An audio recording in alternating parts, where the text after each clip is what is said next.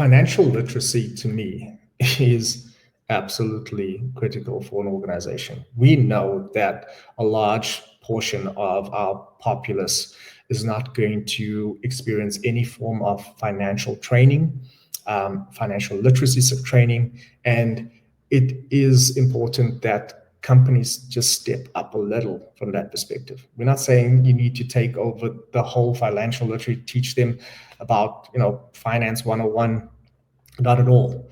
But what we do feel that the more people understand how money works, and how to use their money in a productive manner, the less pressure those employees will be under. And inevitably, there'll be better focus within your own organization in the things that, makes the organization functional, successful, and so on. And by bringing in financial literacy, you're teaching your employees that, one, this is how you get your salary. Maybe this is where the taxes, what comes off, what is taxable, what isn't taxable, how you can use certain your portion of your salary for your future, and not just think about the present moment that you find yourself in.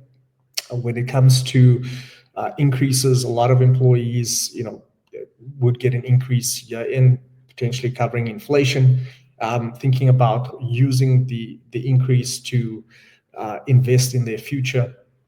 And speaking about those things, exposing people to investment options as well, because such a large portion of South Africa who's worked their entire lives cannot afford to retire. I think the statistic is about 6 to 8% of South Africans who have worked their entire lives, who reach retirement age, can afford to retire, which is a shocking statistic. And that is something that generally comes about because we don't think about the future. When we have money, how do we plan with the money that we do have? How do we save?